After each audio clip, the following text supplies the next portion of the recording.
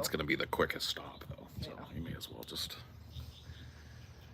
let it be. And it seemed to cause a chain reaction.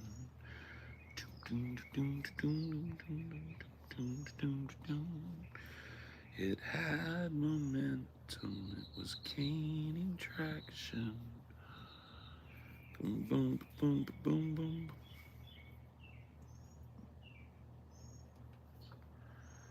But it's not that bad. Is it the 11th?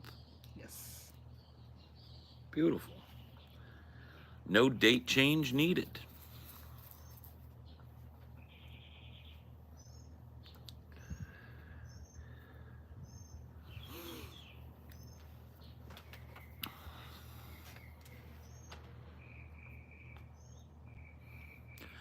What is it that I thought had struck me?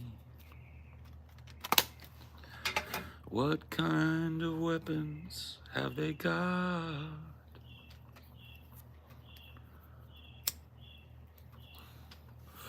The softest bullet ever shot.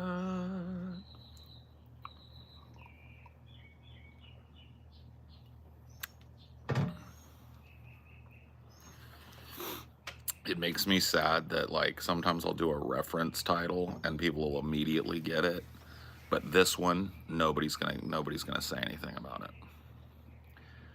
People are just lacking in music.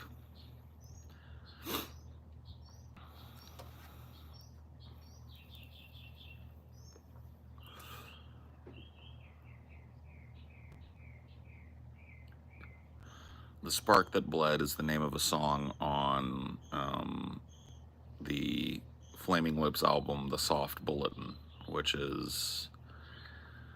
might be one of my favorite albums of all time.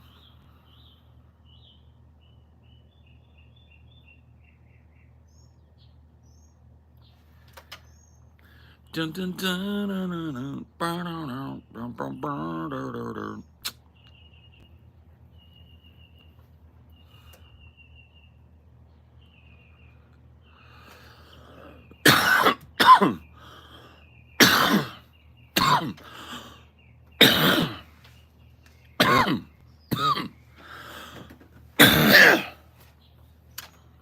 There we go.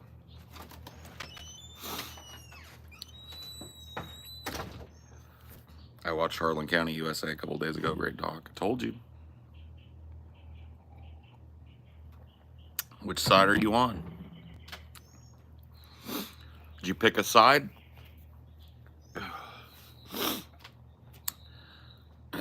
There's no neutrals in Harlan County.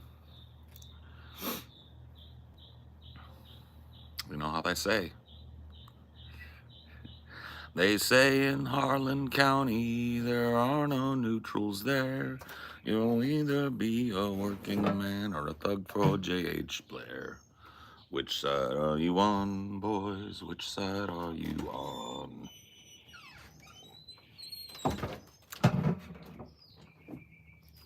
How do you feel about hip-hop? New people, man. Yeah, I'm a hip-hop head. I've been into hip-hop since 1987. And it's been my favorite genre of music since then. Not the only genre of music that I like, but my personal favorite.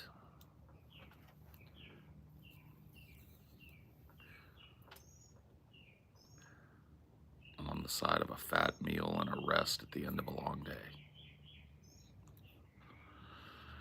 Then you better join the union.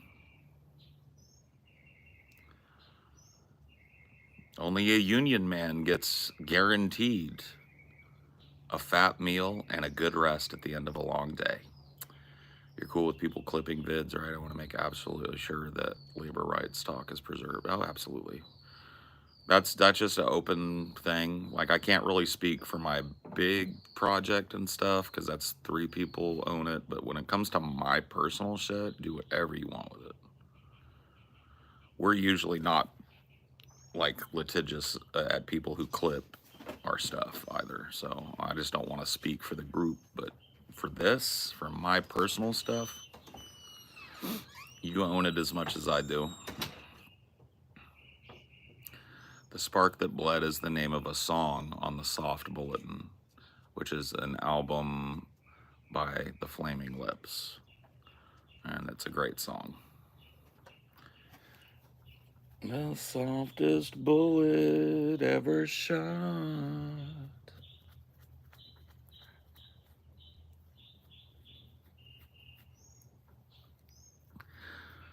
Pac or Biggie? If you're gonna put a gun to my head and make me choose, I'm gonna choose Pac. I'm a West Coast guy. I'd rather not choose though.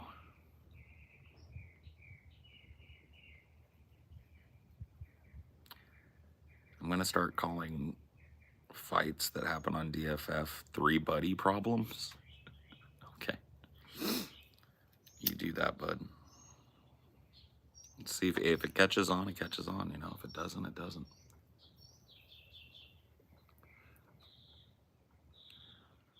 How are you from Indonesia, Bali? Cool. I am doing well. How are you, Ahmad? I'm from California.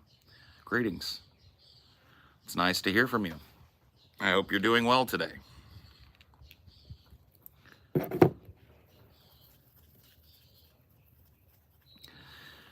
What do you think of the Hunter Biden verdict? I actually don't know what it is yet. I haven't been paying attention to the news. We'll be doing a show later today, so I can almost guarantee it'll be discussed there.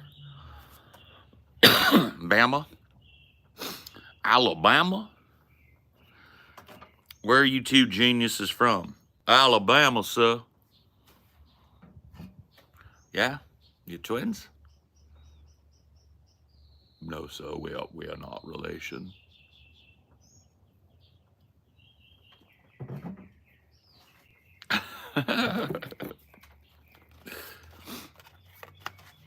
That's a great scene, man. I love that scene in fucking Forrest Gump when they meet Lieutenant Dan for the first time. Where are you two geniuses from then? Alabama, sir. Wow. You twins? No, sir, we are not relations.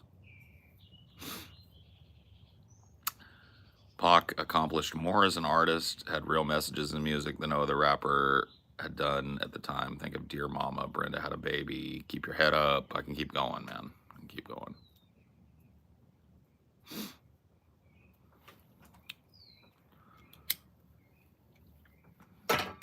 I was just closer to his music here on the West Coast than I was to Biggie's during the time. It was after both of them had been killed that I started getting into Biggie. I love Biggie, love the old Bad Boy stuff and all of that. If I got to pick, that's the one I pick.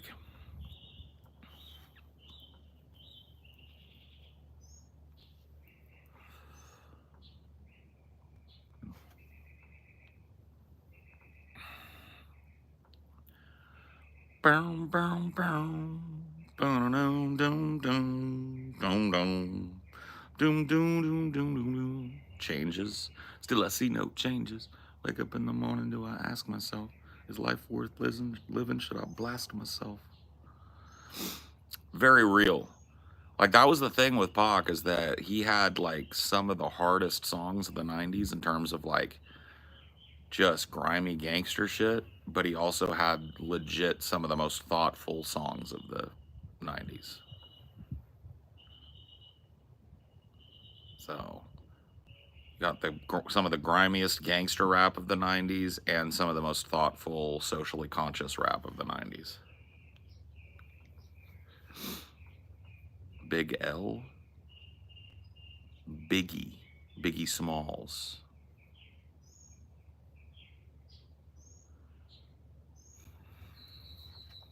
Oh yeah, somebody said Big L or Jay-Z.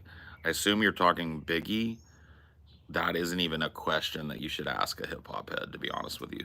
You should be able to know the answer to that question without even asking it. I'm sorry, but Hove doesn't come close to Biggie. Yeah, KRS One was a great one. Yeah. It's incredible to anyone that isn't aware of Big L. Okay. Jay-Z or Nas? Nas. Nasty Nas.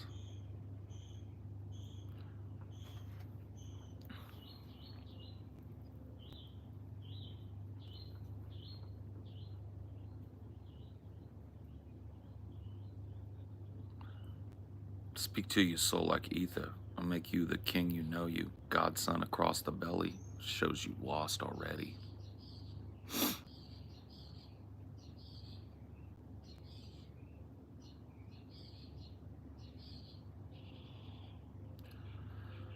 I have listened to Technina. I like Technina, but I don't love Technina. It's not like, it's a little too horrorcore for me. His lyrics are a little too juggalo for my tastes, maybe. Queso is way better. Agreed. Dude, I'd murder everybody in here for like half of Queso's audience. Dude, I'm just trying to scrape the bottom of the barrel over here, bro. Story of the scene, DJ Screw spawned, and all of the associated audiences, artists is wonderful to me. I think it's cool that Texas had its own unique scene for a time. Yeah, chopped and screwed. Houston, Candy Paint, Screwed Up Vocals.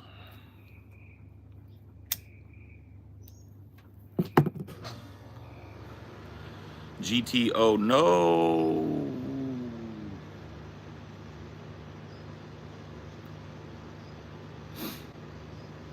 I got 2 wheels plus stills. Moving up in your grill, I'm so trill. Your girl want Cosmos, crystals, and she feeling around for them pills. Bitch, I'm trill.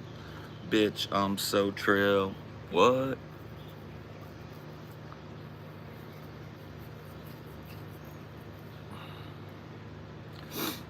Anybody remember that fucking album, dude? Clips, Hell Hath No Fury. Holy shit. That album came screaming right out of nowhere. Dusted up the game and then fucking left. Fair enough. Bottom of the barrel sounds right. I mean, at least I know where I'm at, you know?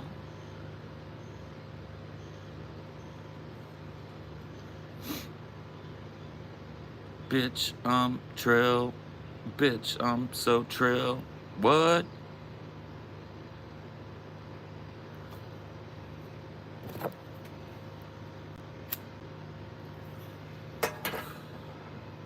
Are these cigarettes so YouTube doesn't get angry? No. On this channel, I don't care about YouTube getting angry. I mean, it would suck if they banned this channel, but I kind of expect it.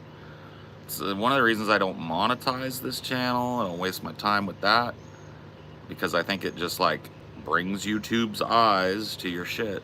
So I do this for free because I find it for some reason to be fun. I get paid doing my podcast. That's how I make my living. Pusher T carried clips pretty hard. Yeah, I mean, I agree.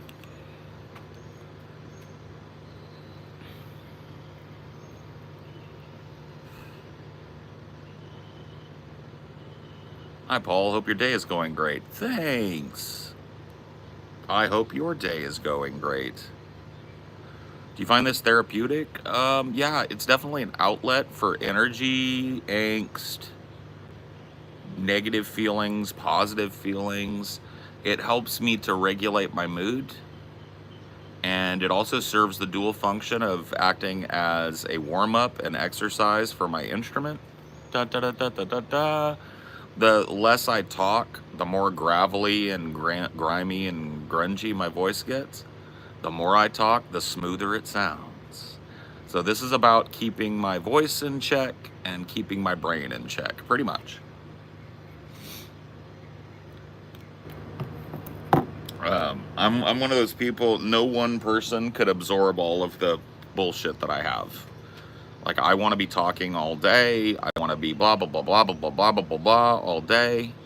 There's no one human being that could ever fucking handle that.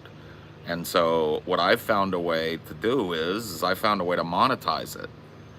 You know, I ended up falling into this content creating game because as a result of my pathological need to talk and be heard, I've been doing it now for like 40 fucking years. It's the one thing I'm good at, if anything. And I found a way to make money doing it, which is pretty fucking dope, if you ask me. We call that finding your calling.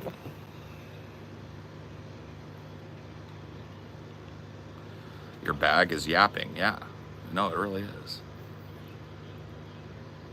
Yeah, my whole job is yapping.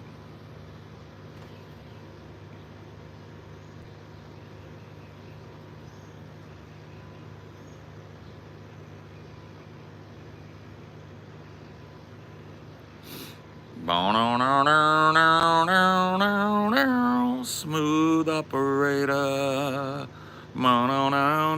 Smooth operator.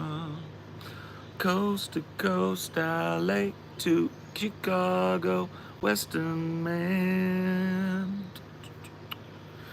Coast to coast, LA to Key Largo, Western man.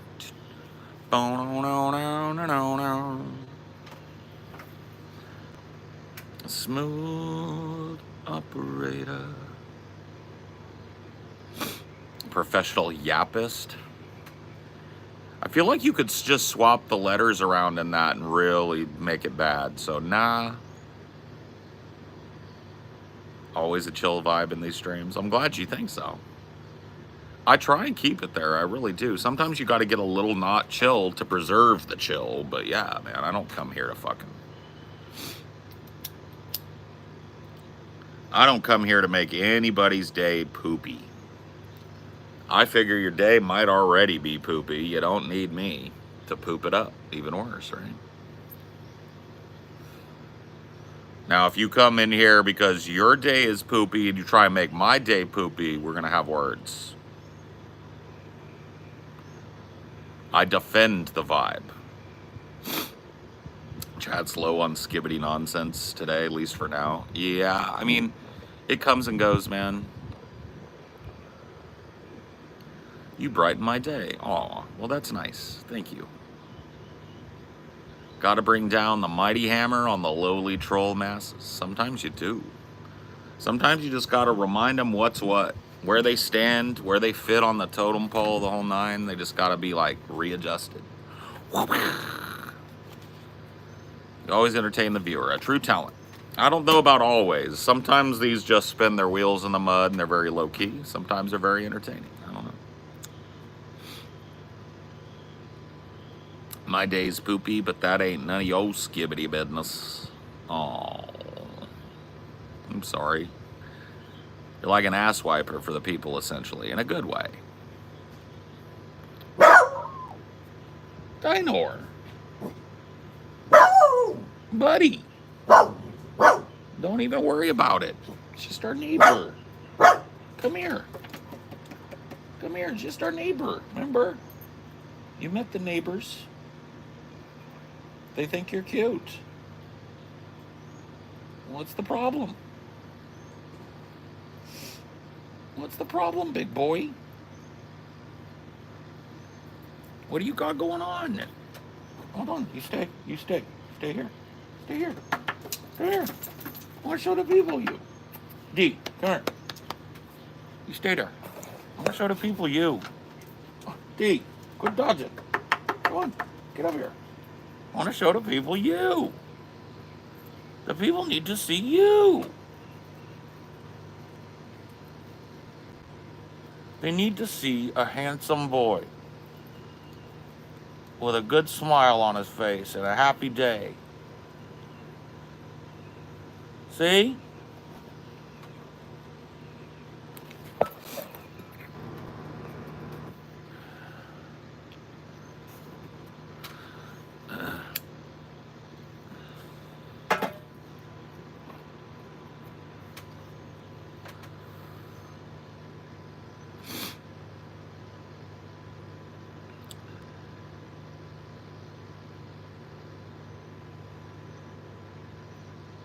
I second the boop. Well, next time we'll boop him. How's that?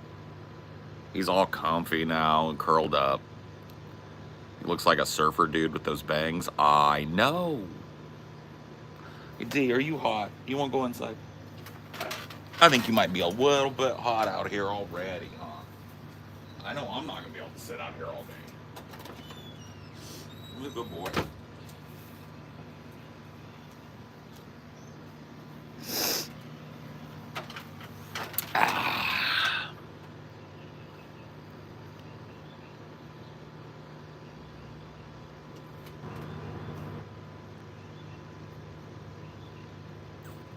The best dog. Dinor is the best boy. It's kind of cold here in Ohio. Don't brag, bro. I would give my left nut for it to be like spring instead of summer, man. It's about to be 105 degrees today and tomorrow, and then it's gonna cool down to like 101.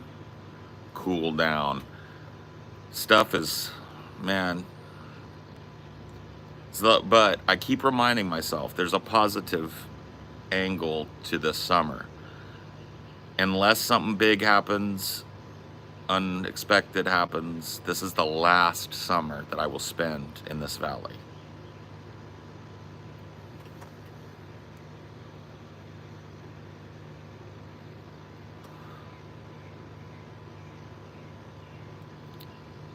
Are you a pescatarian for ethical reasons or mainly losing weight? Neither, really. I'm a pescatarian because I have really severe textural issues with meat. People have, like, I know because like other people have told me that they have this, so I know that it's like, there are people that have it, but it may not be super common, especially amongst like the West where people eat meat a lot. But my whole life, I've had really severe textural issues. Like if I bite into a piece of steak and I'm eating the meat and then there's like a bone in there, or like a piece of sinew or cartilage or like a big lumpy piece of fat that just like won't be chewed, I have to pull it out of my mouth and I can't eat any more meat. And this has caused me like fights in the past with my family. I remember my mom, when I was a kid, used to sit there and force me to eat like chicken and stuff.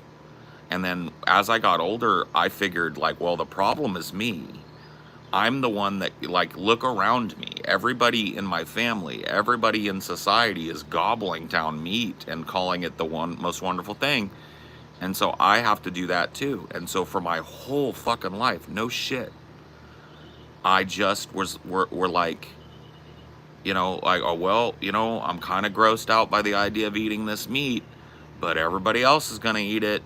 And when I started to talk to my wife about it, and it was the first person I'd ever really talked to about like why I get grossed out by meat, the precipitating event was my wife.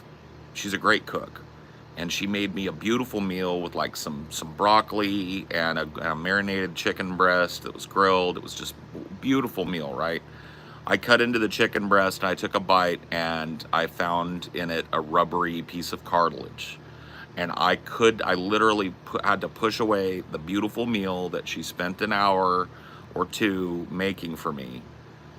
I had to push it away, and I couldn't eat it. And I could see that it hurt her feelings, and I didn't want her feelings to be hurt because it wasn't her fault. And so I tried to explain to her what my whole life I had rationalized as just me being a pussy about it. And once I said it out loud and she started giving feedback, another thing that you guys might have noticed about Amelia is that she's incredibly insightful. She knows, like, she sees different angles of things.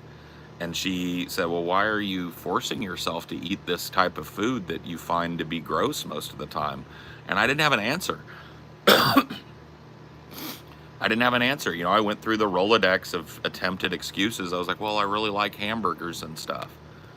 And I really like this and I really like that. But I really just cannot eat most meat. You know, if it's ground up or processed, I don't have a problem with it. And then I started thinking about that and I was like, the meat that I really have no problem eating is meat that's like mechanically separated processed mush. It's not even really meat. And then my brain just started fucking like, it's like the thought process changed. And I was like, why am I doing this to myself? It had gotten to the point where my anxiety, the internalized anxiety about eating meat and being worried about finding sinew or cartilage or big lumps of fat in it, had started to make me get like angsty and angry and anxious before every meal. Before every meal, I was getting like anxious, and it was making me not want to eat the type of food that I had, and it wasn't. I was just struggling, man.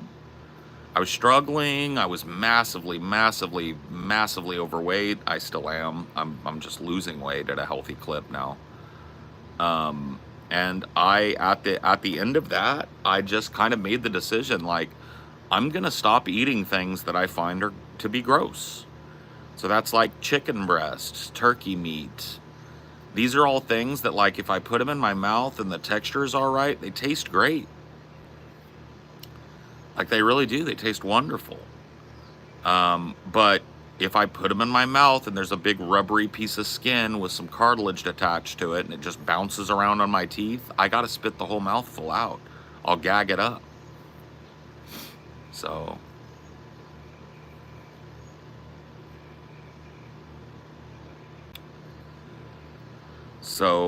technically, for about 8 months now, I've been living as a lacto-ovo pescatarian. I know that's like a long laundry list of shit. What it basically means is I'm a vegetarian who will eat fish, eggs, and milk. I don't eat any kind of muscle meat off of anything other than a fish. And if you know me, you know that I'm not a big fan of fish. And so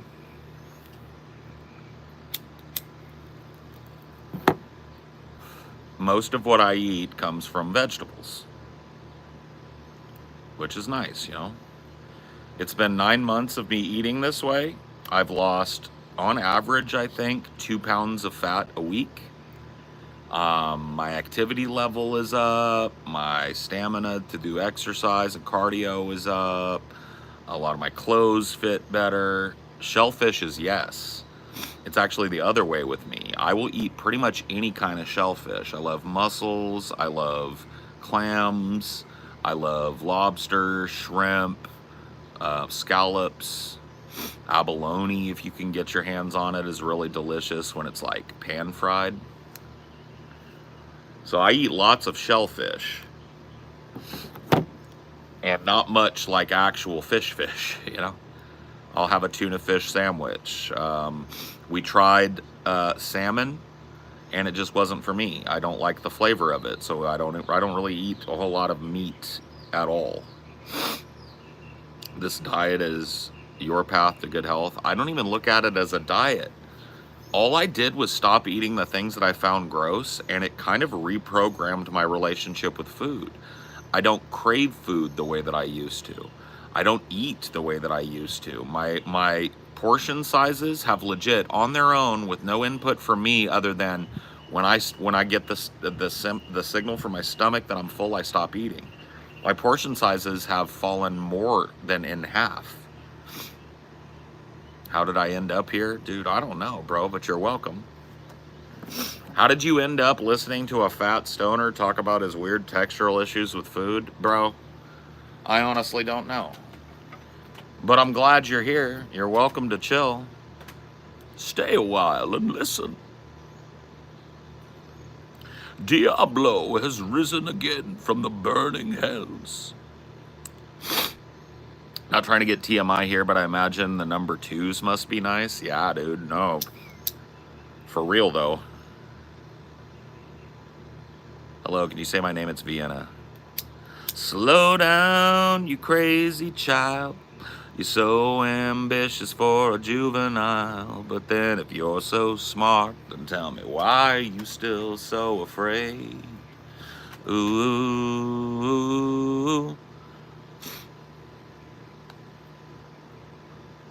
When will you realize Vienna waits for you?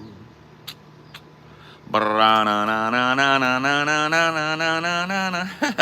love that song. Not gonna lie, you aren't too bad of a singer. Thanks. I'm a little out of practice, but I am a trained chamber choir singer and musical theater singer. So, what do you do for work? You're looking at it. This is my side channel. I do these types of little streams here for fun, so I don't really make any money on these. But I do a podcast. I've been making my money doing a podcast for about 13 years.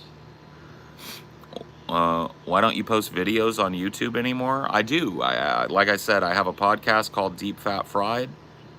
I do it with TJ Kirk, the amazing atheist, and his brother Scotty Kirk. And yeah, we've got a big ass Patreon. And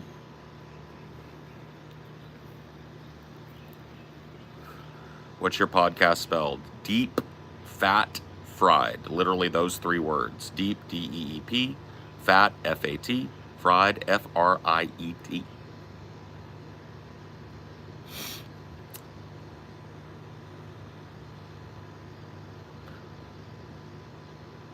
When will you realize Vienna waits for you?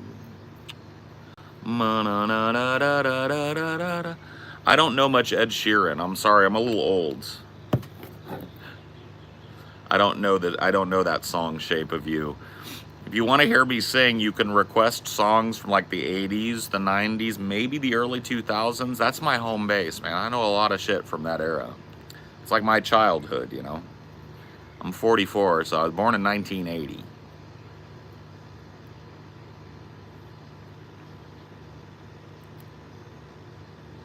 A dancing queen.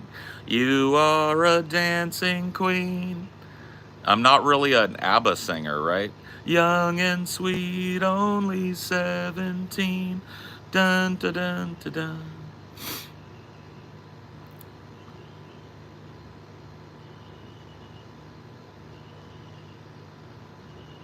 Called dumping syndrome? Oh.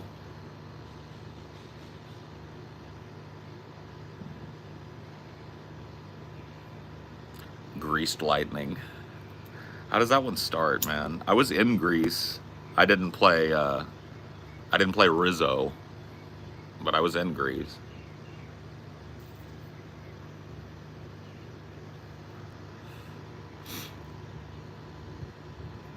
She got the chrome exhaust and the 4-barrel carb. Oh yeah, keep talking. Whoa, keep talking.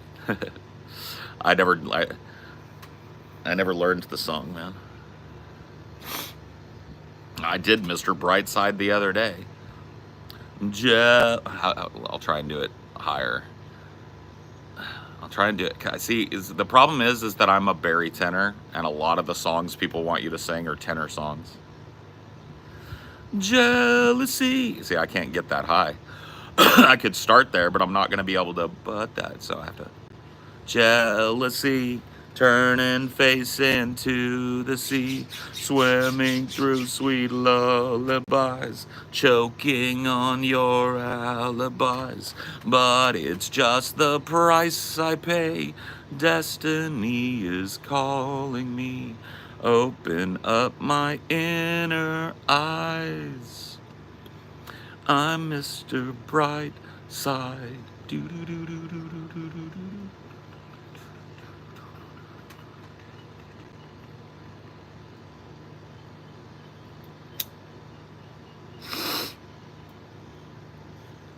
You look like Bruce Valanche. Thanks. Bruce Valanche is rich. From France, enchanté. Enchanté. Comment allez-vous? I like their song When You Were Young. I don't know it.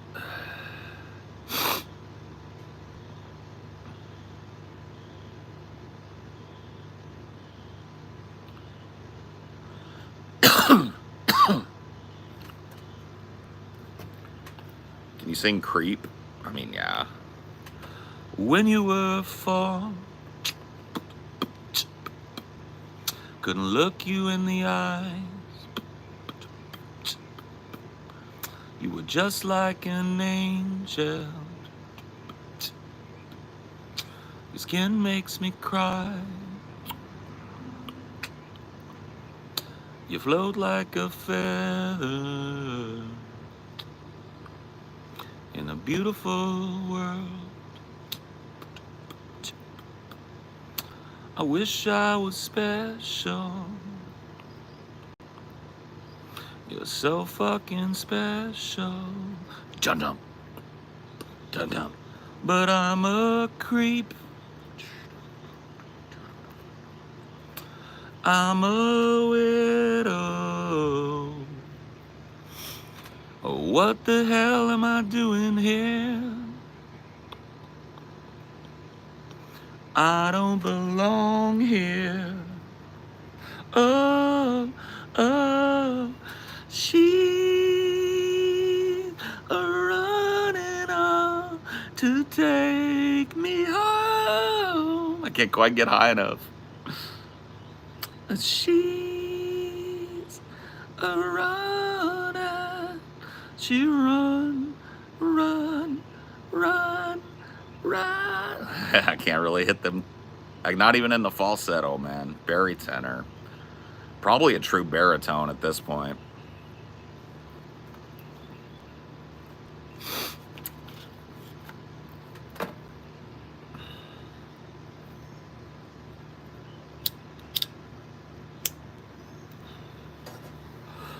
I don't care if it hurts. I wanna have control. I want a perfect body. I want a perfect soul. I want you to notice when I'm not around. You're so fucking special. I wish I was special. Dun-dun, dun-dun. But I'm a creep.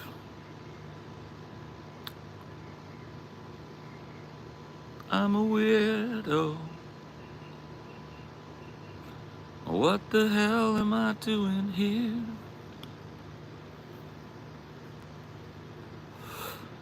I don't belong here. I don't belong here.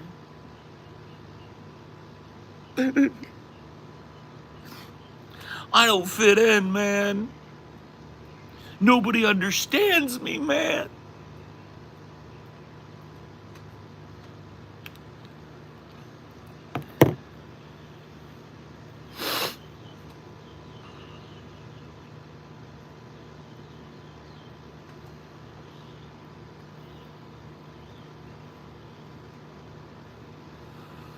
People said I got all kinds of requests. Request again. I didn't see them. I was too busy trying to sing. Can you sing Change by Deftones? No, not really. Chino's got an amazing voice, dude. People don't give Chino Moreno props enough, dude. That dude's voice is like unique as fuck. Sublime? Which song do you want to hear? What song do you want to hear, man? You want to hear The Wrong Way? You want to hear What I Got? You want to hear Santeria? I love all them songs.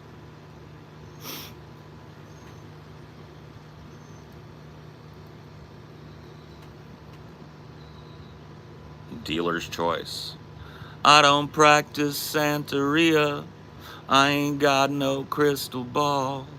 And I had $1 million, but I spent it all. If I could find that Heine and that Sancho that she's found, oh, I'd pop a cap in Sancho and I'd smack her down.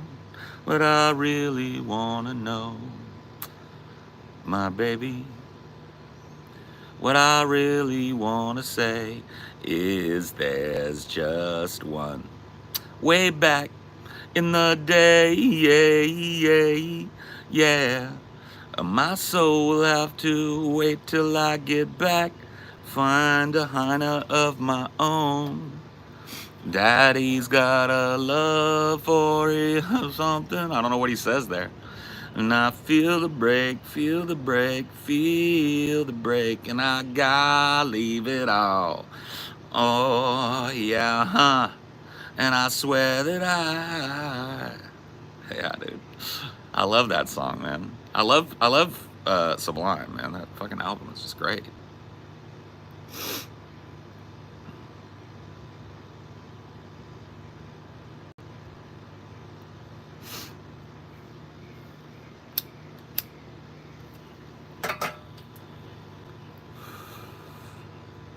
Yep, gone too soon, but not forgotten, never forgotten.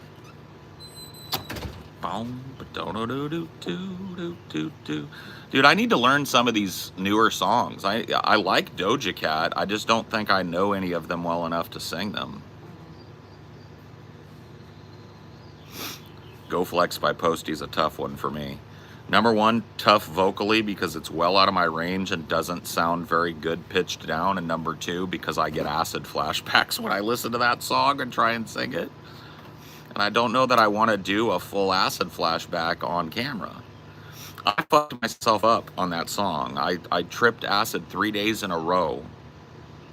And for the last 2 days, basically, I just sat with that song on repeat. So, uh-oh, you know? I don't know.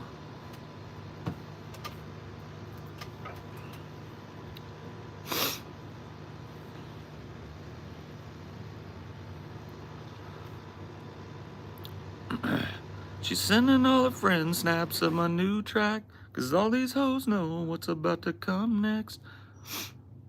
Hit the plug. I see, I can't sing that high. And it's fucking me up already. Trying to think of that song makes me feel a little bit detached. I just wanna go. I love the song though. Man, I just wanna go flex, gold on my teeth and on my neck. And I'm stone cold with the flex with the squad, and I'm smoking up a check.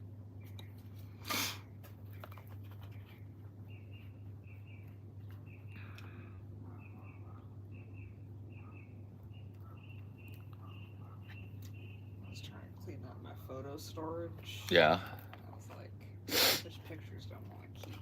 Well, the many I've taken care of, pictures I've taken of cricket. I can't delete any of them. Yeah, keep them all. You keep every one. If I need more storage, I'll get it. Yeah, seriously, we'll get you more storage. There's never a picture of cricket that isn't a blessed event. Who's the GOAT vocalist in your opinion?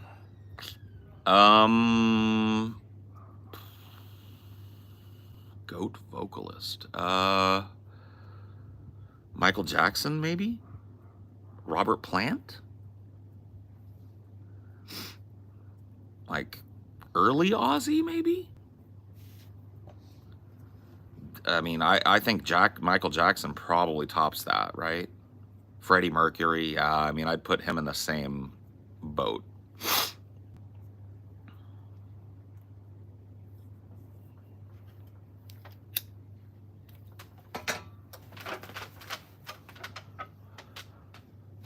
Maynard in his prime. I mean, Maynard's got a great voice. I don't think I'd put him on the same level as Freddie Mercury or Michael Jackson. Or even, like, Jimmy Page or Robert Plant.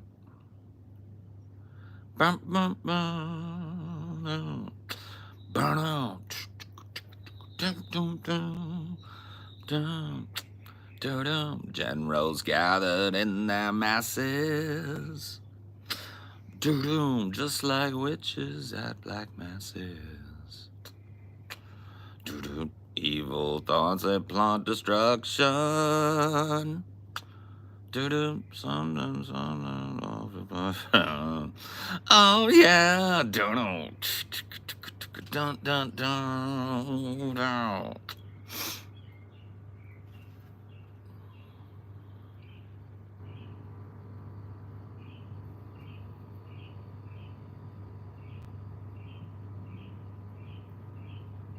Luther Vandross. I don't got a Luther Vandross voice, dude. I'm not that smooth. You guys are really trying to test me, putting me way outside my wheelhouse. You've heard my voice. You know what kind of things I probably could sing and probably couldn't. Luther Vandross is one of those things I probably couldn't. You do Prince? So tough, bro.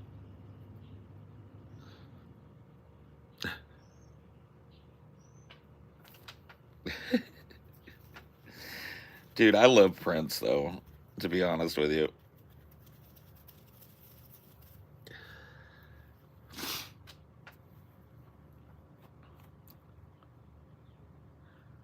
What's your favorite color?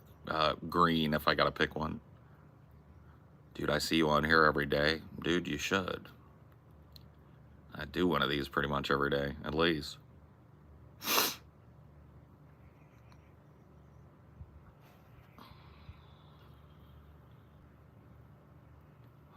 Prince is a little fucking tough, man.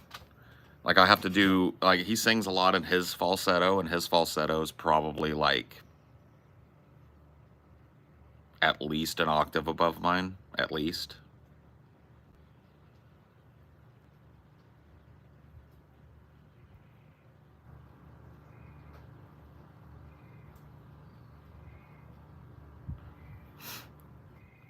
You don't need experience. See? To turn me on. I just need your body, baby. From dusk till dawn. Yeah. I can be your fantasy. I can't do it, man. Baby, and you can be mine.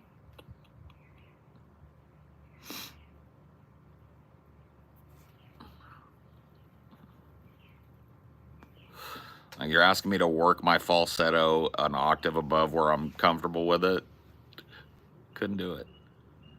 What instrument would you play if you could learn how to play it? I would play the key to all instruments, the piano. If you can play the piano, you can learn any instrument in the world. You have the foundational knowledge. You have the musical know-how to play anything in the world. Is it just because you get like an understanding of every note? Is it because you get an understanding of every note with the piano? Yes. Every note, every pitch, every chord, every combination, you get a full understanding of tone, tonality. You get sustain and glissando. You get everything that you need, right? My wife plays piano. Yeah, that's cool, dude. How do you and TJ still live off of that unfunny show of yours? For some reason, there are like 4,000 and counting people that are so stupid that they think it's a great investment to continue paying $7 a month for our unfunny show. And then there's people that I don't know, man. $1,000 in donos every show. Yep, every time we go live, people drop about $1,000 worth of donos. That goes right in the back pocket. I don't know, man. I guess people are too dumb to know that a show is unfunny and not worth supporting. Obvious troll is obvious. I mean, yeah, but I'll answer his question. I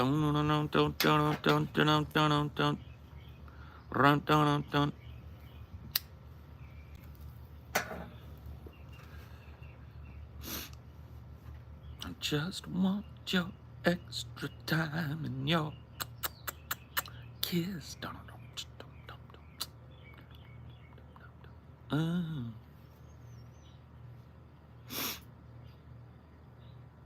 Let's see.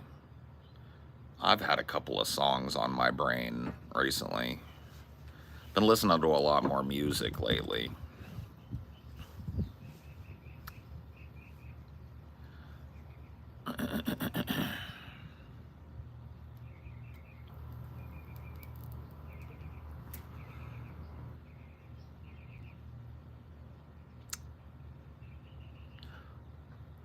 Hello, we're Dreyfus, and this is what it sounds like when doves cry.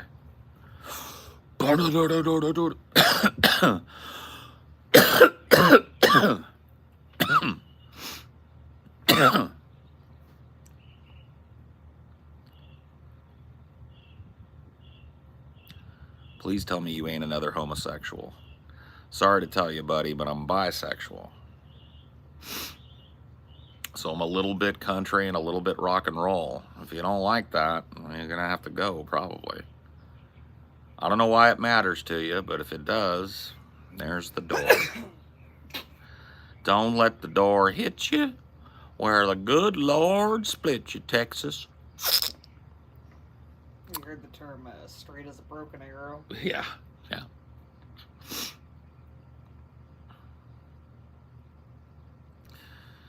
A little bit satanic, yeah. Hail Satan, Archangelo. Hail Satan, welcome year zero. Down, Belial, Beelzebub, Beelzebub, Asmodeus, Satanas, Lucifer. Listen, since dawn of time, the fate of man is that of lice, equal as parasites and moving without eyes. I don't remember the next line, but it sounds just like this here. They say something else that sounds cool and speak the words that you heard. Hail Satan, Archangelo.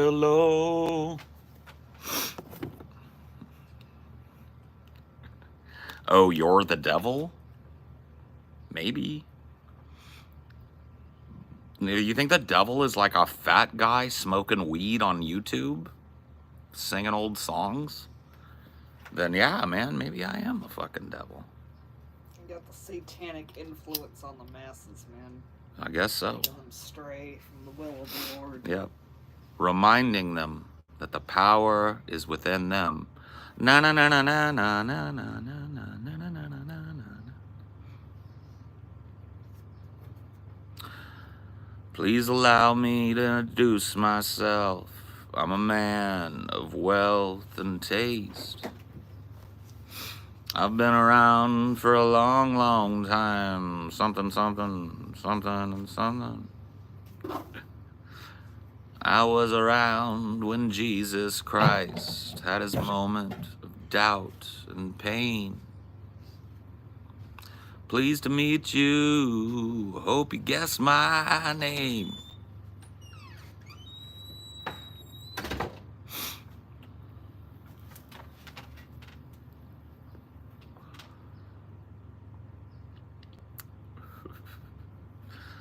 People are too hung up. People are too hung up on stuff, man.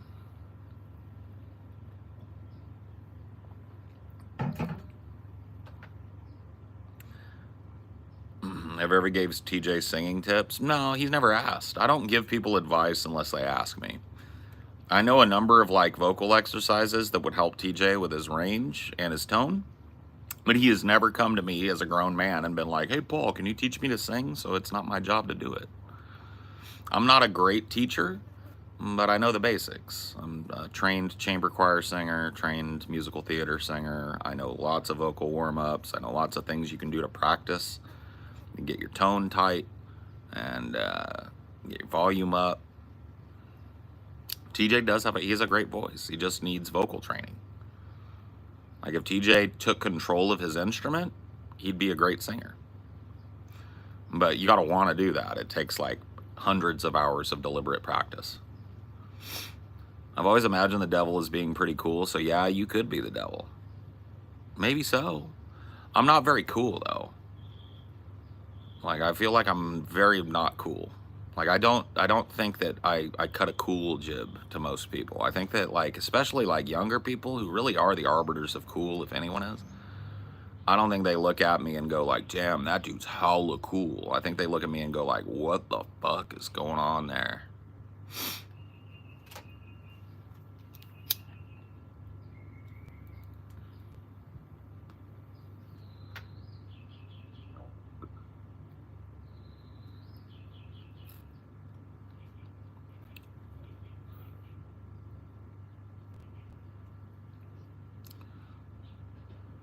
You have a mighty beard. You have a mighty beard. I do. I do. It is fucking mighty, too. Thank you for noticing.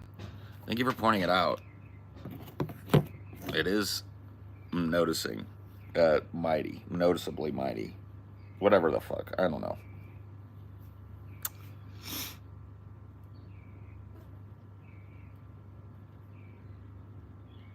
She calls me from the cold, just when I was low and feeling short of stable. All that she intends, and all she keeps inside isn't always able. And I break at the bend, but here and now, will we ever be again?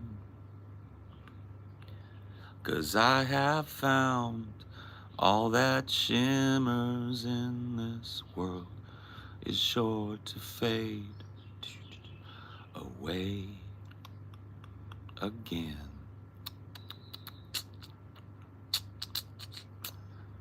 Too far away for me to hold.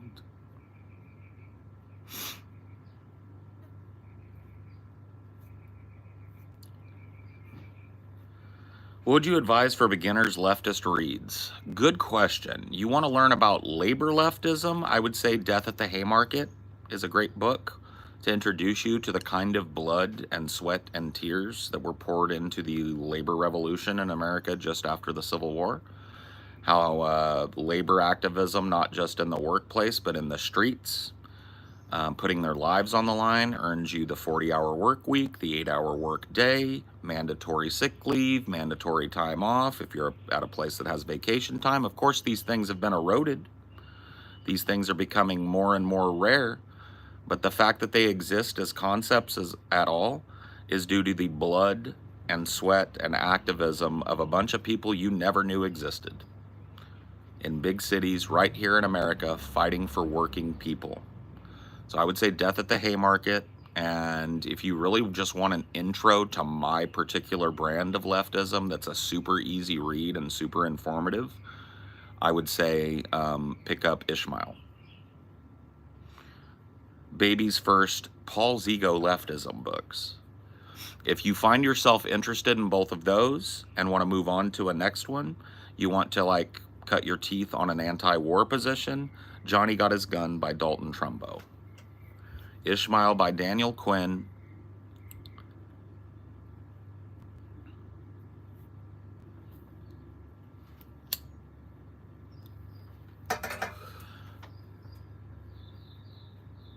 I never understand why we're all forced to work, but there's a bunch of people that are happy being paid less than they deserve. Huh? I don't understand. Why are we all forced to work? This came up recently, and I guess I'll talk about it if it's not going to bore you guys to fucking tears. People were like, Paul, why do you worship work? It was comments on an Onion Nuggets video. I was reading it. It was something about labor, and the way Paul worships work is ridiculous. Can I tell you guys something? There's not been a generation of human beings that's ever existed that's had anything worth having that they didn't have to fucking die for. That's the state of nature, man. That we can escape it to a certain extent with our medicine and our technology. But at the end of the day, we're just animals like everything else. We have to struggle. Thems that don't struggle don't have much. Thems that don't struggle oftentimes have nothing. Those that struggle, those that put their nose to the grindstone, those that are out there owning a small business or working for a small business owner or working for a big corporation, grinding to make their money, they're the closest kin that our ancestors have on this planet. Human beings live in a state of constant struggle, struggle for betterment, struggle for survival. That struggle needs to be codified and rewarded properly. Thems that struggle should be taken care of. That's the trade. In the past, when our ancestors struggled mightily, it paid off for them. It paid off for their children. Now, people struggle mightily just to pay off their monthly bills. That's not fair. That's not equal. You can't have a Bezos who has a yacht that he bought a yacht for. You can look that up. Jeff Bezos has a giant yacht that has a yacht to support it. You can't have that and then average Joe or Jane working a 9 to 5, working 2 9 to 5s and barely able to put food on their table. That's not how nature rewards hard work in any other animal. So we've allowed them to invert nature. We've allowed them to profit mightily from our labor and our toil and give back barely anything. Are you male or female? What business is that of yours? Are you male or female? How about I turn it around on you? Are you male or female? You got the eye of Sauron on you. Are you male or female?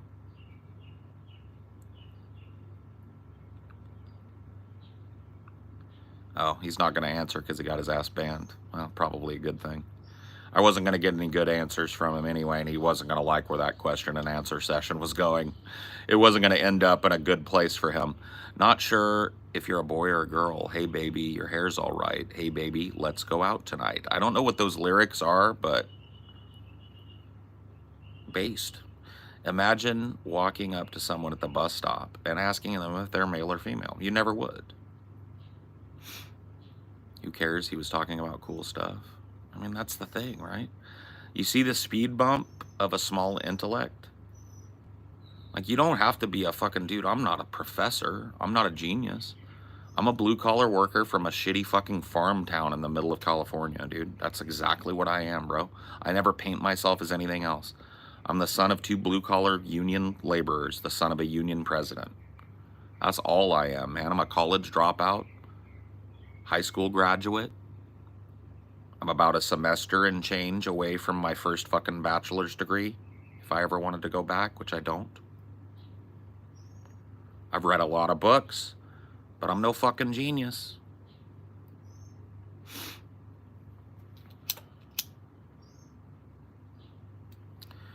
I would say I'm pretty average on the intelligence scale. Male, female, why not just human? I don't understand what business it is of anybody, what dangly bits I do or don't have dangling between my legs. I don't know why that's pertinent to any fucking conversation.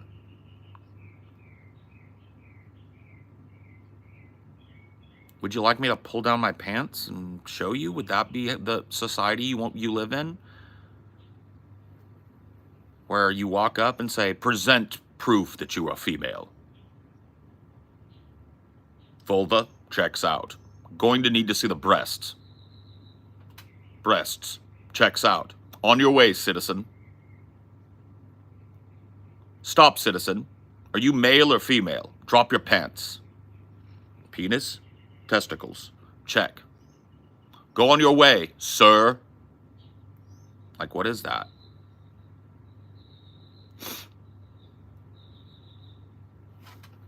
Is that the world you think as it should exist, or what? Do you have your associates? No. The program that I was on the last time I went back to college was a fast track LCSW program that skipped straight to a batch. Like, you went through your associates to an early bachelor's, and then you did a combination of higher level classes and on the job training. And my goal was not necessarily even the bachelor's, it was the LCSW. So the licensed clinical social worker.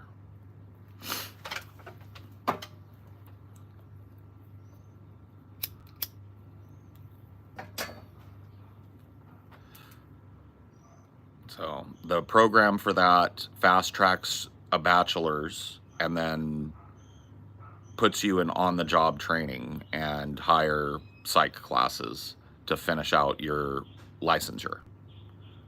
And then you have to take the LCSW exam. I can't remember the name of it. MFLAC or MFAT or whatever the fuck it is. And then you get licensed as a clinical social worker, and at that point you can mentor for, I think it's 2 years under a working social worker, and then you could open your own practice.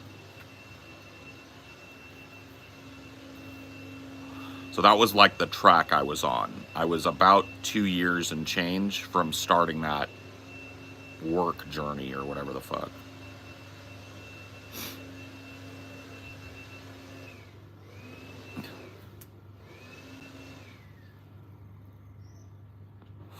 No.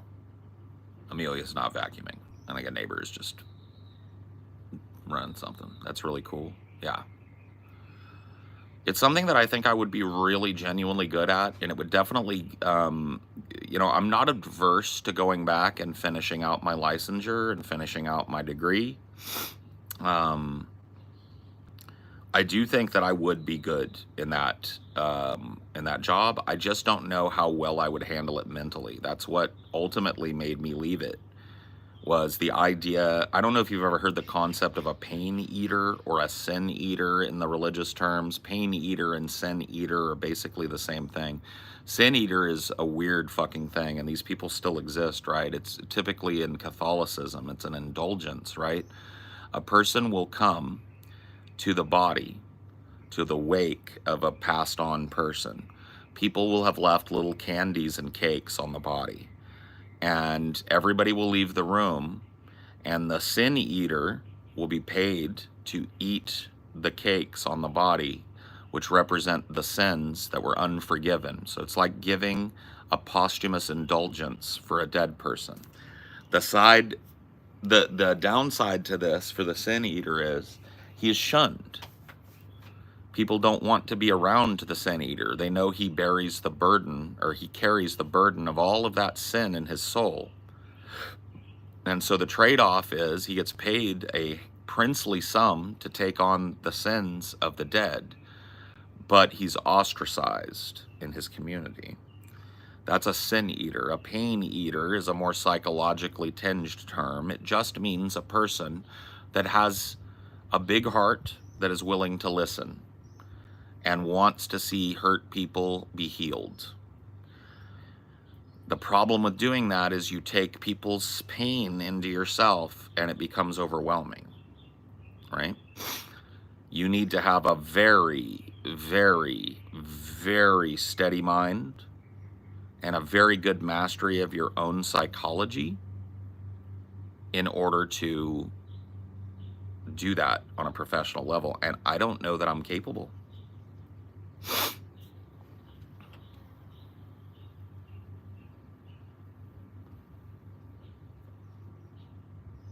What about a snake eater? It's all in a dream. Snake eater. Bum, bum, bum, bum. Man, that fucking series is so goofy, but so fun. You have to have a wall up. Oh yeah, but you can't have a wall. The wall has to be transparent. You have to show them your soul while keeping a wall between you and them. That's fucked. You know, I don't know how well I would manage that. I know that's all in the training, but that was one of the things that pushed me away right towards the end of my my education.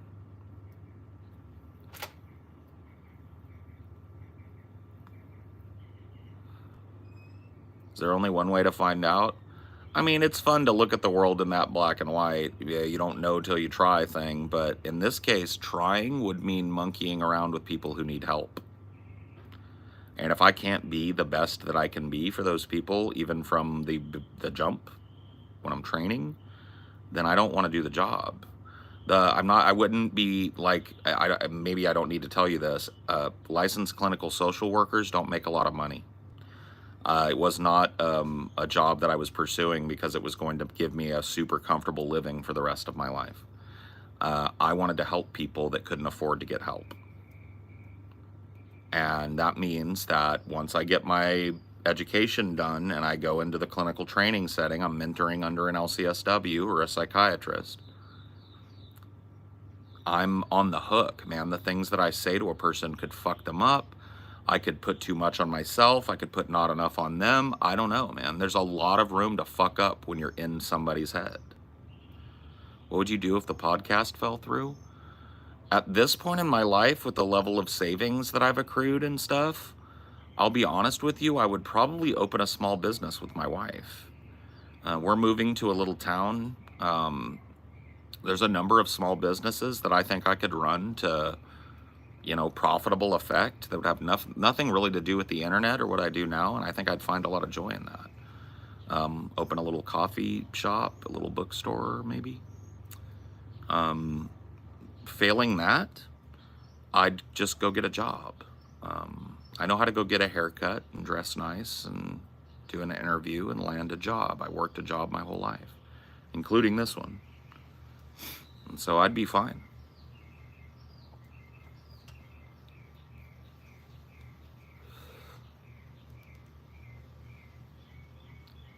Good luck on your path, man. My partner is an LMHC, and it's a journey, but we need mental health folks so much. Well, that's the thing is, what I'm talking about is trying to be the best that I could be in that spot if I ever did pursue it. And, I'm pretty old now. I'm 44 years old. I'm not a spring chicken. I don't have a lot of time to develop this skill. Certainly nowhere near the amount of time to develop the skill that the man that I would have called my mentor spent. I probably won't live another 30 years. And at the time that he died, he had 35 years of clinical training, like on the job, clinical practice. I'll never have that as long as I live. How could I be good? How could I be the best that I can be at every given time? I'm starting so late. There's a guy in my town that makes hundreds of thousands of dollars a year selling hot dogs to drunk people. Yep, that happens. Get yourself a little food truck, a little food cart, learn the business, find the hot spots in your little town or move to a place that has them. Print money. There's a lot of options for people that don't involve working at a McDonald's. It just requires some seed money. That's the thing that kind of stumbles people. Requires like seed money and a decent credit rating. You can get a business loan. You can pretty much print money in this country if you do it the right way. I'd probably open a record store. Yeah, that'd be kind of neat, man. I would definitely have an environment that had a lot of really great music in it, no matter what I did. I don't know.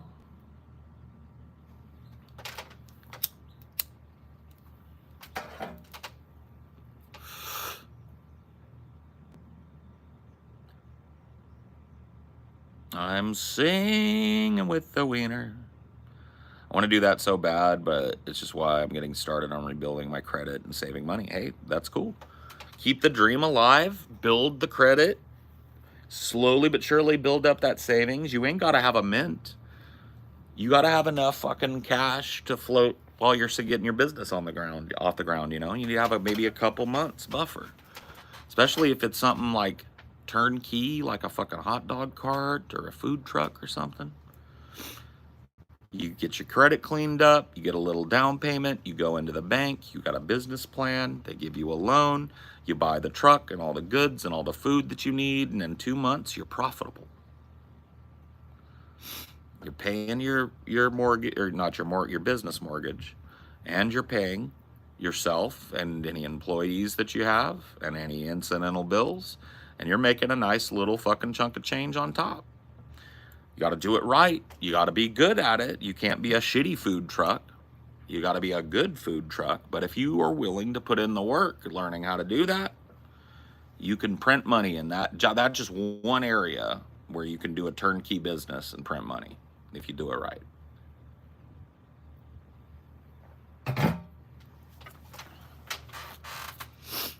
You find a venue. You know, when you're driving through town and you see those strip malls and there's like a little shop, and then one of them's empty and it says for lease, contact. You find one of those. You see what I mean? You have to be able to pay food truck rent. Yeah.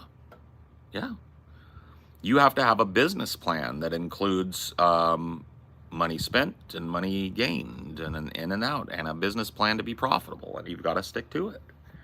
And if it's not working out, you got to work extra hours. You got to fix it. You got to adjust. A lot of people bail out of their businesses within the first 6 months. You really don't even get a business truly on its legs until it's been there for a year and people know it's there. And if you look at the statistics for people who try and open businesses, most of the people who fail at businesses bail within the first half year of opening. They see the red line. They think, I can't turn this around. They had no business plan for not turning the numbers they thought they were going to. They have no plan to try and get out into the community and drum up some business, and they quit. They file for bankruptcy. I heard it takes 3 years. I mean, yeah, I was trying to be like inclusive. If you've had a business open for a year, you kind of know what you're doing. And the community is kind of aware of you, and you got some foot traffic, and you've learned how to advertise locally and how to go to these community events, these harvest festivals, Halloween parades.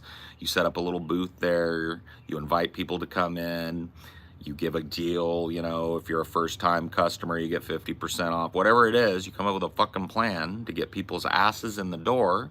Now the community is aware your little shop is there, and you're on your way, man. But it takes about a year to get to that point, because you got to go to all the festivals that year. You got to go to the community events that year. You've got to join the local fucking Better Business Bureau and the local business community, and you've got to go to the meetings all that year and introduce yourself and meet people, right? You can't just like open a place. It's like, if you build it, they will come. It's not really true, man. You got to open a place and then the work starts. Then you got to go out into the community and, you know, tell people you're there and argue why they ought to spend their dollar with you. Yeah, you got to get a good fucking location. Of course you do. Like when they say business, starting a small business, some people will just say, and you probably heard this before, location, location, location. There are some people that say it's the most important thing that you can do when you open a business is to know what other businesses are around you, know how much traffic comes through, and to pick a place that serves the business you want to start. It's got road traffic. It's got foot traffic. It's got other businesses that are going to draw looky-loos. It's got signage visible from a busy road, all of that stuff. Did you ever get that bed from IKEA? Yeah, I did. It was the worst fucking bed that I ever owned in my life. It was horrible. It was horrible.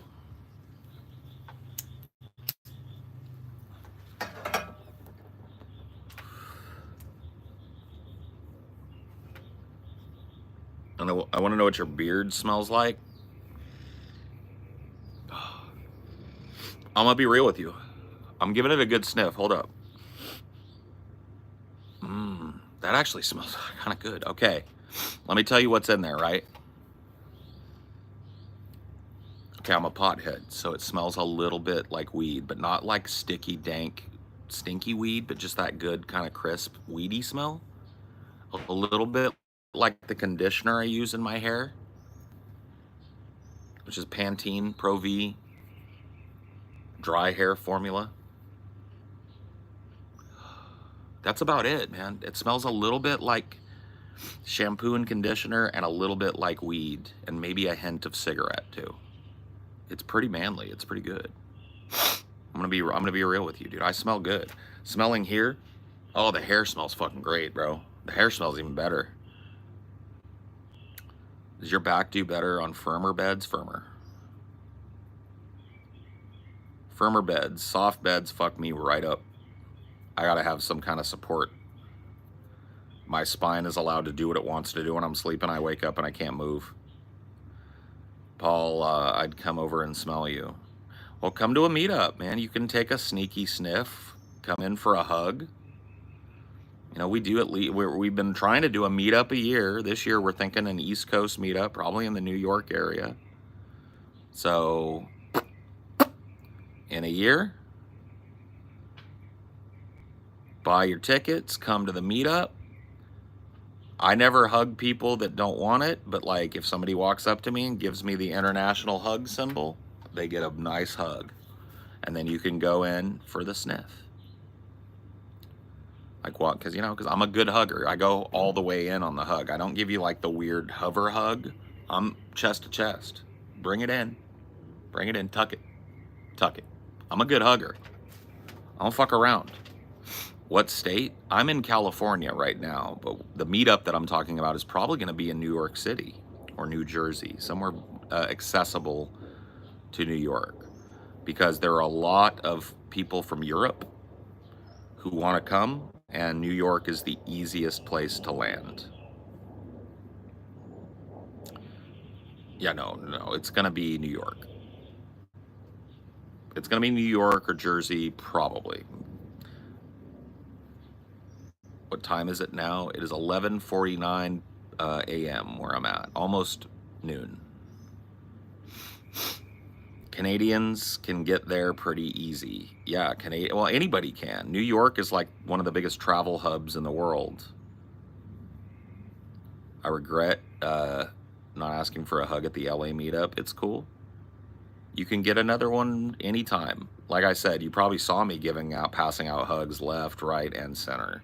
I don't initiate them because I know some people are not comfortable with that contact, and I don't ever want to be, you know, busting somebody's physical bubble without, so I don't run around touching people and stuff. But if you want to shake my hand, if you want to give me a fucking hug, if you want to go into the bathroom and do like a 69 real quick or squeeze each other's buns, I'm down. Maybe not, those last two are a joke, but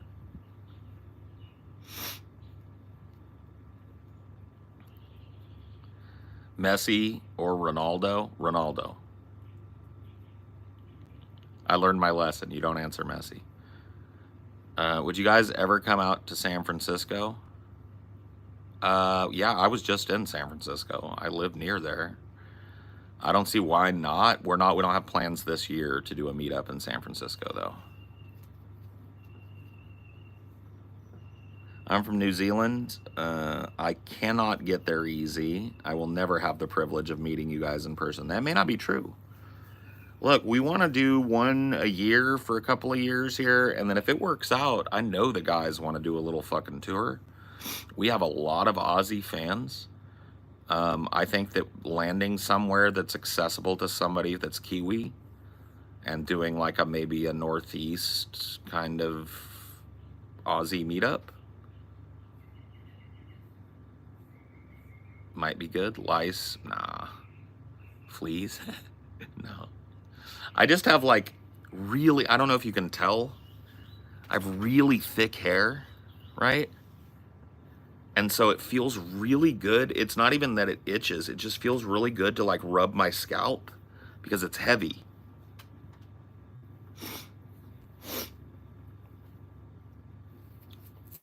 I don't know. You guys would have to tell me, like, what is the easiest large city in Australia for Kiwis to hop a boat to or a plane or whatever? Like, what would be I'm assuming it's going to be kind of along the northeast, or sorry, like east coast, maybe southeast coast. But what is going to be like the easiest one for a Kiwi to like land on? You know what I mean? Like, Sydney or Perth? Sydney? Makes sense. Are you a Sigma? I'm an Omega.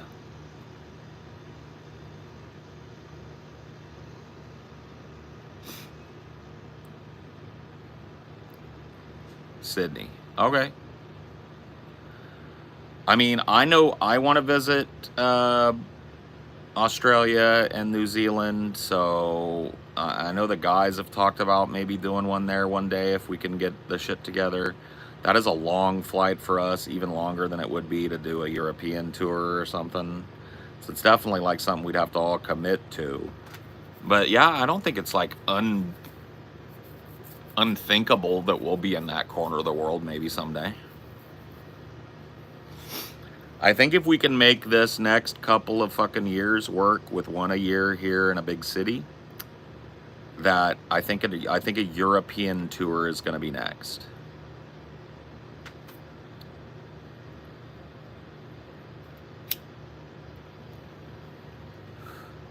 Hey, yeah, I was just gonna say, man, you're gonna get banned. Why are you spamming? Well, you got main character syndrome.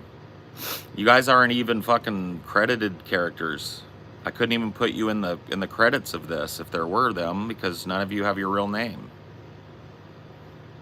When you come into the East Coast, I forgot. We don't know exactly, but I'm thinking fall. Think September, October, November-ish.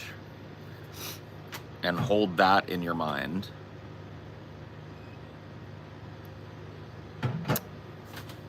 Who got the drunkest at the meetup between the boys? TJ. TJ, the drunkest I've ever seen anybody at the meetup was TJ at the Howling Wolf meetup in New Orleans. TJ was absolutely functionally obliterated.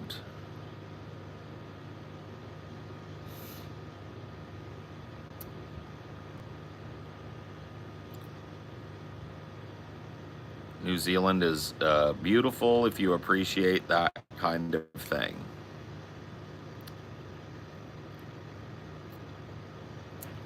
What was the drink of choice? I don't remember, man. I wasn't drinking much at that meetup because literally like 2 days before that meetup, I did this apocalyptic drinking video board game that TJ invented. And I blew doors on it. Like I literally rolled perfectly, but it meant I had to drink an immense amount of alcohol really quick, which is actually kind of dangerous. I got very, very drunk. I got very sick. I puked a bunch into a trash can and all this shit. And so I had kind of vowed at that point that I'm not going to binge drink anymore because I was just a mess after that. And I was showing my age, you know. I think if I was in my 20s, I would have been way easier to bounce back from that. But yeah, I'm not, so I can't drink like that anymore. When I'm at the meetups, like when I was at this last one in Vegas, I got pretty toasty. I had about 5 stiff mixed drinks in an hour or so. I was pretty fucking lit up. Please describe a drunk TJ, I'm curious. Okay, the 2 stories I remember about TJ from the Howling Wolf meetup. There was a big green room for performers in the back so that we could get away from the crowd and sit down and like smoke a doobie or something if we wanted in there, have a drink and chill and then go back out, right? And so it was like the exclusive kind of green room area. So I walked in there and I see TJ sitting on the couch with Chelsea. And he looks at me and he goes, I shit you not, dude. He goes, Paul! Paul! And he's like reaching his hands out to me like this from the couch, right? And Chelsea's like petting his head. And she's like, it's okay, baby, it's okay. And he goes, Paul! Why are you so good, Paul? Why are you so good, Paul? I love you, Paul. And I was like, oh, TJ, I love you too, man. He's like, Paul! And so I just kind of like waved at Chelsea, right? And I walked out. And then I realized, oh shit, I left my cigarettes in the green room. So I doubled back. I was gone literally like less than a minute. Right? I was gone less than a minute. I walk in to the green room again. He's sitting in the same spot. And he goes, fuck you, Paul. I fucking hate you, Paul. You're a piece of shit, man. You're a fucking asshole, Paul. And I was like, what? So I grabbed my smokes and I was like, okay, TJ. He flipped it on me like that. By the end of the night, TJ had berated our little friend Peter, who's a dwarf.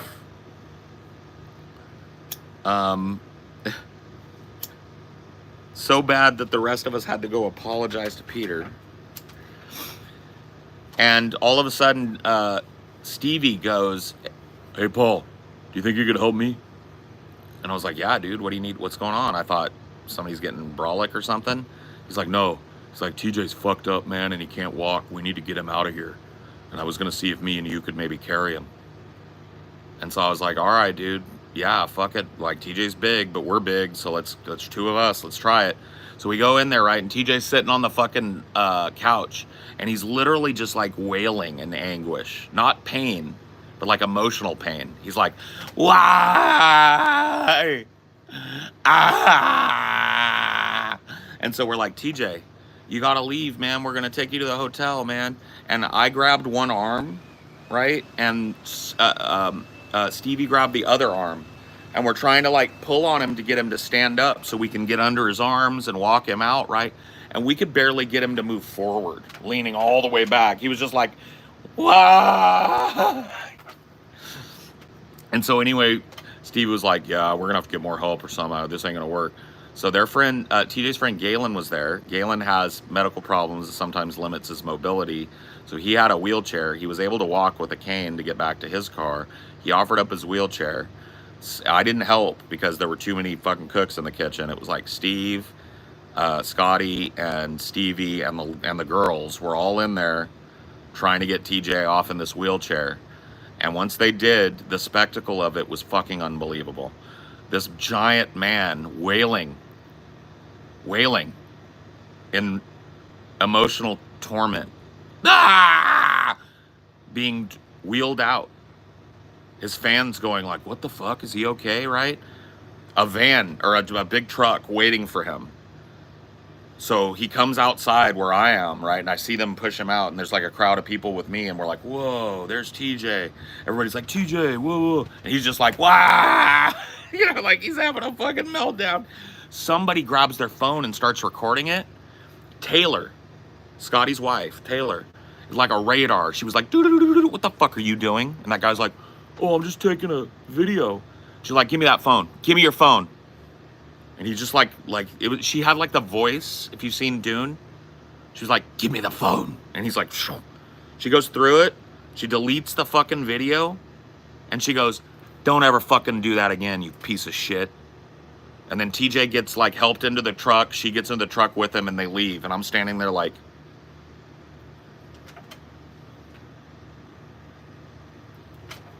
yeah, that's the drunkest I've ever seen anybody at the meetup.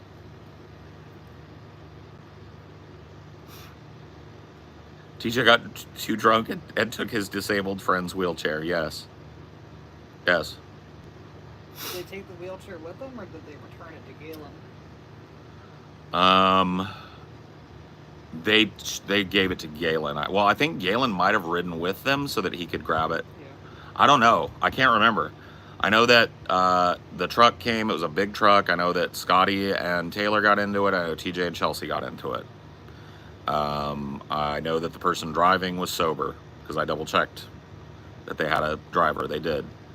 I think it might have been an Uber. But yeah. No, I think it might have been their mom. Maybe it might have been their mom. Yeah, because I think it was their stepdad's big truck, or with their big SUV, one of the two. I can't remember.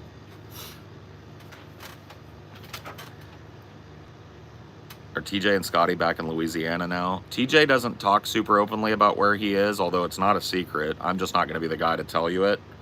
And Scotty is in Louisiana now, but is currently moving to where TJ is. So neither one of them will be in Louisiana by the end of the year, if I understand correctly. I can't imagine moving a drunk TJ. It was something, man.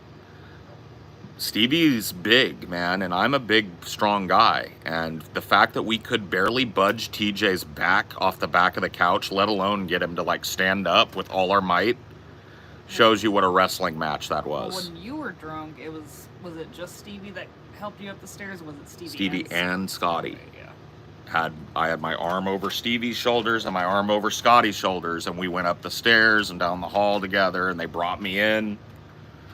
Yeah. But there was no way you could get, because you can't get under TJ's armpits. That's the problem. Nobody's tall enough to let TJ throw his arms over you without having to bend his legs, and that's the problem. The legs are wobbly. Yeah. You want him to straight leg it, And but you he's don't fucking... want him leaning forward. No, because then he falls forward and busts his fucking face. You can't catch him. Yeah. TJ might have been like 370 pounds at that point, 360. I don't think he was that high. He was big. He was not at his low point.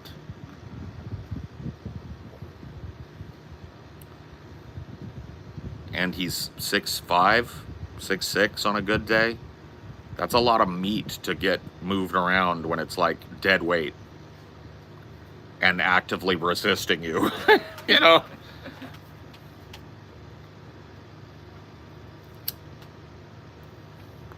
Pretty crazy, but pretty fun. I kind of like, I don't know, man. I'm not saying the guys don't have this, because the guys have partied probably just as much as I have, but I grew up in a like alcoholic household, and there were rules. Like, people weren't allowed to drive drunk away from my mom's big parties and shit. She collected keys and nobody got them until they were sobered up. All that type of shit. I have that kind of head on a swivel when people are drinking, especially at the meetup. I make sure that there's nobody that's about to stumble off and get in their car. You know, I can't catch everybody, but my head's on a swivel for that type of shit. And I've always looked at it like as a personal duty to make sure that if somebody gets real drunk, they get home, especially amongst the guys, you know. And that's just, you know, I don't know, from partying my whole life and just making sure. It's like, I'll tell you guys a story. This is the 16-bit meetup back when we were doing Drunken Peasants. So this would have been in like 2016 probably, in Columbus, Ohio, at a barcade that we rented out called 16-bit. Slammed with people, bro. Absolutely overflowing with people. And there was this little pizza shop next door that a bunch of people were walking back and forth and stuff too, right? It was late. It was kind of later on in the meetup. Things were winding down. I went over to that pizza shop to get myself a slice, and I was like, damn, I gotta pee. And so I went back into this little pizza shop bathroom, and it looked empty to me. Like, there was a little urinal and a stall that was closed. And then I noticed, like, oh, there's feet under the, you know, there's like a shadow under the stall. So somebody's in there pooping, but whatever, I just gotta pee. So I start peeing, and I shit you not, I hear, Paul, Paul. And I was like, dude, what? Who's that? Paul? I was like, yeah, buddy. Oh my God, Paul, I need help. And I was like, dude, are you hurt? And he was like, no. I'm like, are you having a poop problem or what? What's going on, buddy? And he was like, I drank too much and I don't know how I'm gonna get back to my hotel. And I was like, oh, buddy, you're okay, buddy. Sit tight. Are you okay in there? Yes, Paul. Sit tight.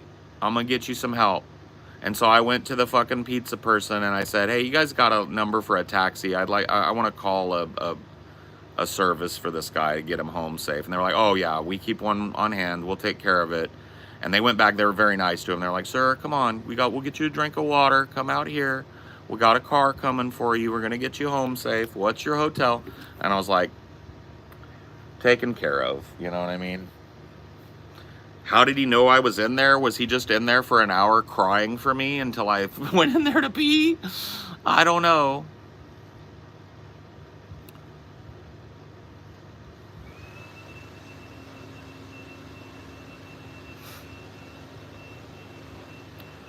Has anyone ever had to be kicked out? Yes. At a couple of the meetups, people have gotten way too drunk. Like, it's a pretty round rule at any bar, and we usually do these at bars. If you throw up all over the bar, your ass is fucking 86th. And there was a dude at the LA meetup that we did for DFF at the Mint that blew chunks all down the side of the bar because he just didn't know his limits. He was just pounding shots and blah, blah, blah. And yeah, his ass got a fucking Uber called and escorted out. They gave him a mop and made his drunk ass mop up his puke and shit. It was a spectacle, bro. Like, that's the thing, is that's why I started doing those, like, you know, the DFF Meetup Survival Guide. Don't be a moron like Bad Scotty. Bad Scotty has already drunk too much and his night is over.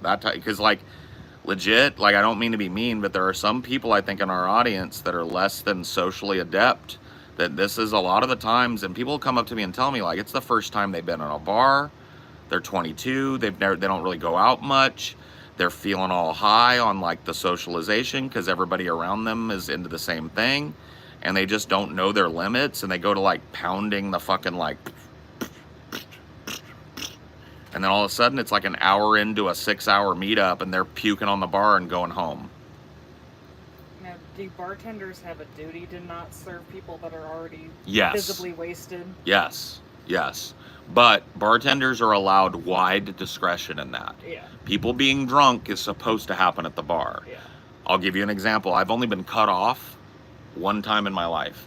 It was right after a breakup. Went with this, there was this dart bar I used to go to in Clovis. Drinks and darts or whatever, I can't remember the name of it. But my friends took me there just to play a round of darts and get drunk, get my mind off of it. And they bought me a bunch of shots and I got pretty sloppy. And we got to talking and playing darts, and we got to talking about the shot Three Wise Men, which is Jack Daniels, Jim Beam, and Jose Cuervo. Jack, Jim, and Jose, the Three Wise Men. It's just a shot. It's a horrible shot. It's usually a double shot of those three equally mixed. Yeah. And I went to the bartender because I was laughing about it, and I was like, "Hey man, give me 3 Wise Men." And he was like, "You're cut off." And I was like, "But why?" And he's like, "Because you're about to fucking fall over. Lower your voice and chill and sober up before you go home." So it was probably just because you were getting super loud. I was loud and visibly too drunk to be taking a triple shot.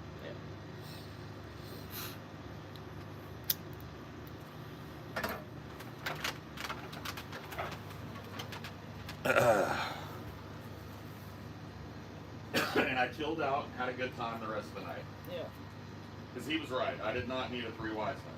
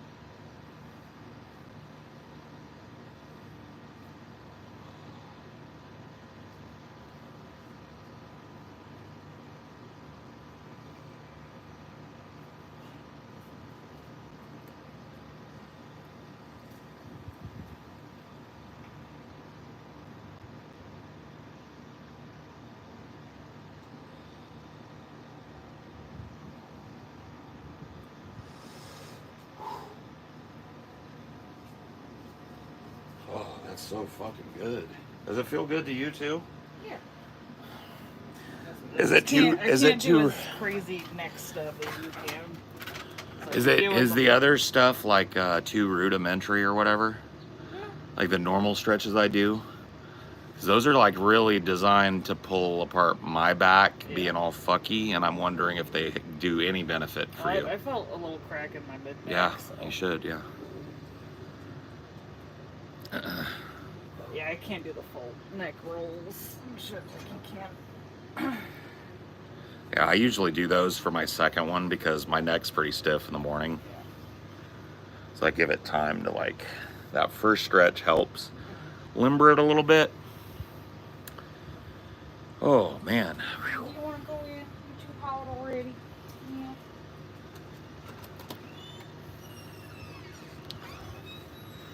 Time is it? What time is it? 12:13. What time is it? 4:30. You say happy birthday, Peyton. Are you Peyton the protagonist? Peyton the public? Peyton the prince? Are you a different Peyton? Either way, I guess so. Happy birthday, guy. What time is Onion Nuggets today? Is in a little under 2 hours, my time. So it is 12:13 p.m. Pacific Standard Time. The show will start at 2 p.m. Pacific Standard Time. So a little under 2 hours, I will be live for Onion Nuggets. For the Nugget de l'Oignon.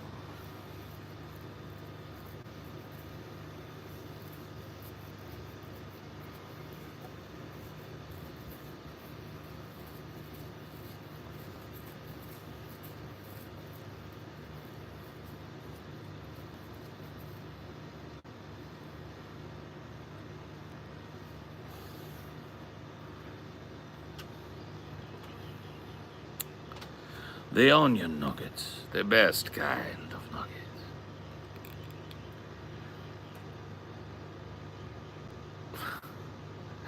Dude, you gotta like just put in that, to put 2 PST to EST in Google, and it'll straight up give you exactly the right time, bro.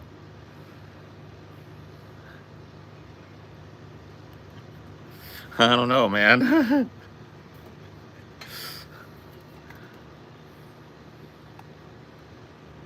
I don't know who Daniel Bryan is, but thanks, I guess. I'm glad I look like a dude. It's real, it's like a hefty insight, you know. I'm glad that I look like a dude, that I don't know who he is. If you listen to people around here, I look like a lot of fucking dudes, I guess.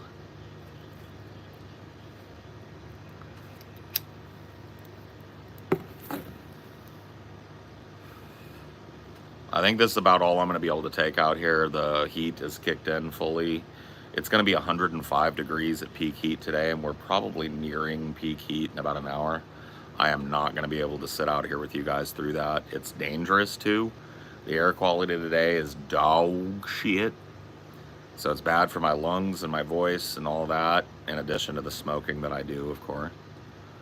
So we're gonna call it after this, Jay. So let's do, let's do some rapid fire Q&A in the chat. You have a burning question, I have a burning answer, but I gotta tell you, that's your timer, okay? And this is a slimmy, all right? This is what we called a pinner back in the day. This is not gonna take me long to suck down. I just got here though. Well, sorry. You have to make it to the next one though. If you like what I'm doing here, consider subscribing. Consider hitting the little ding dong bell thing. Maybe leave a like. I don't really care if you do any of that, but if you like this and you want to catch the next one, you might want to do that. Now go. Q&A. How long does a pinner take to suck? Depends on the pinner. This one probably like maybe 5 minutes, man. I'm gonna take it slow, but I'm not gonna waste my time on it, man. Opinion on Family Guy. Fun in the first like 4 or 5 seasons. Shit now. Did TJ actually drive into a Raising Cane's? No. He got into a wreck near a Raising Cane's when he was on his way to the Raising Cane's. Wish I could buy a single 25.25 gram pre-roll. No. Can you roll blunts or wifey do that for you? I can roll, not very well. Wifey can't. I usually do cones. These are pre-rolls that I buy for convenience. The brand here in California is Pacific Stone. These are Pacific Stone Slims. You get 20 of them in here. Here's the strain information. 805 glue. There you go. Now you know everything about the weed. Favorite video game genre? Probably like stealth action, I guess. Maybe tactic. I don't know, man. It's tough for me. I don't have favorites of favorites.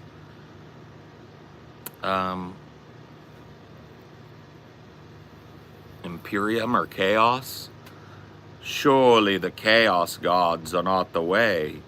But does that mean that the Emperor must be the way? Surely the corpse on the throne does not tell you what is right and wrong. And then, what would be wrong with listening to the Chaos gods? Surely they are beings just as powerful as our Emperor. Why would their voices be not heard in the Pantheon?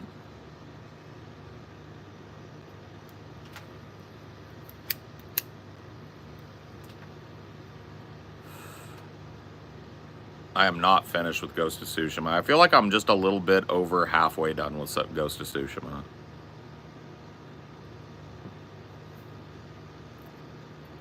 Heretic. I'd deal with the log in thine own eye before thine tries to point out the mote in mine. I've no allegiance to the Chaos gods. I've ever been loyal to the Emperor and to my Primarch. Did you play Space Marine? They're releasing a second soon. I did, and I'm glad. Yeah, I want to play that. I probably won't pay full price for it, but I'll get it eventually and go boom boom. Best Primarch?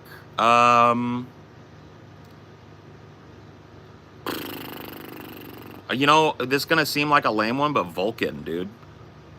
I love, like, really the only Space Marines chapter that I would ever even think about building an army for if I was a big Warhammer nerd, are the, the Salamanders. So Vulcan.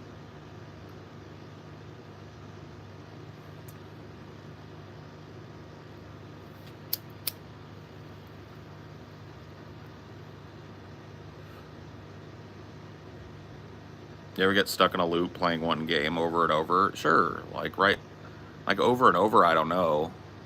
I will tell you I did kind of experience that once with a game called VVVV.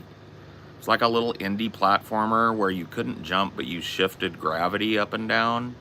And there's all these little puzzles, and it was a really hard game, but I got through it, 100% of it.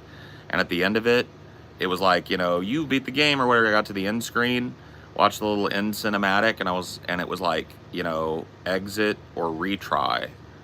And I immediately just hit retry and started from zero and did it all again. Like, I got really good at that game, and I was just like, boom, boom, boom, boom, boom, boom, boom. It's like, now I know where everything is. It'll be quicker. And it was.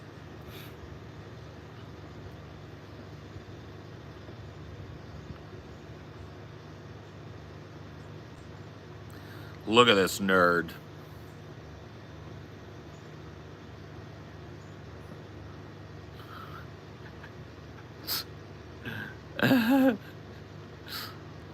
Yeah, look at him.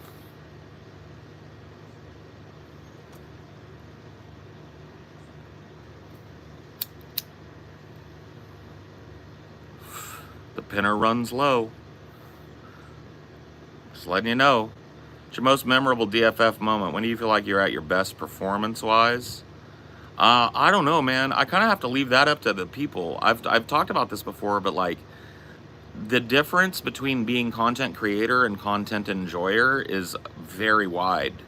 Like, you guys have a way better memory for shit that's happened on the show and when I was at my best than I do. For me, it's like a fog of hundreds and hundreds of shows, and I've got another 6-hour one to do today. You know? For you guys, there's all these memorable things and all these favorites and stuff. That's a beautiful thing, but I just can't answer the question right. I do have a pinner, see?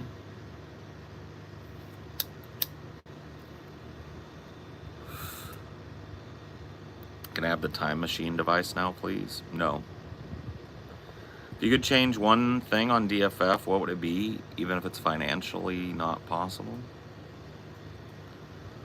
I don't know, man. I'm not a big fucking advocate for change in a business. I'm kind of an advocate for exploring every option that's on the table before we make big changes. So I don't know that there's, like, we're in the process of making some shifts in content and timing and like Patreon stuff and other stuff. Like, that's all the end result though of like multiple meetings over the last 2 or 3 months, where we've decided on a strategy for the rest of this year and we're going to implement that strategy coming up here. That's different. Like, I don't know. There's nothing glaring about it that I would be like, change this, because I'm a business owner. So if I want that, that's already come out in months and months worth of private meetings. Yeah, we have DFF today, guys. Isn't that great? DFF today, not only today, but in like 90 minutes, which means I gotta go. You guys' time is up, because I've got to go eat some food and chill for a minute, get not sweaty, and like get ready to do a 6-hour fucking show. I just did a, how long is this one? 2 hours and change? Yikes. Anyway, I'll see you guys next time. Bye. God damn it.